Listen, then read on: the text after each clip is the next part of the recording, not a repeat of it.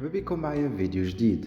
في هذا الفيديو ان شاء الله غادي نوريكم طريقة نسخ رابط حساب ديالكم على تيك توك بطريقة سهلة جدا. ما عليكم سوى تدخلوا التطبيق ديال تيك توك، من بعد كتجيو كتضغطوا على الملف الشخصي. ولكن قبل ما نكملوا الشرح ما تنسوش انكم تشتركوا في القناة وتفعلوا زر الجرس ليصلكم كل جديد. ودابا غادي نرجعوا للشرح ديالنا.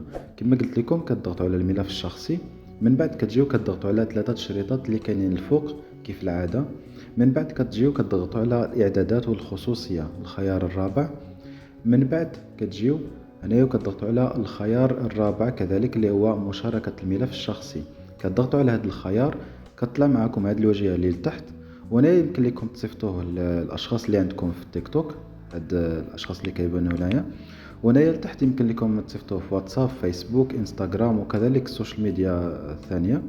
ولكن حنا غادي نسخوا الرابط، غادي نجيو فين كاين نسخ رابط، ديك الايقونه بالازرق كتضغطوا عليها كما كتشوفوا الفوق تم نسخ الرابط.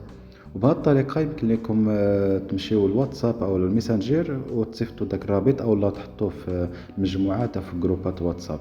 وهذه هي الطريقه باش تنسخوا رابط حساب ديالكم على تيك توك. وفي الاخير الى عجبكم الفيديو كنتمنى انكم تشتركوا في القناه وتفعلوا زر الجرس ليصلكم كل جديد.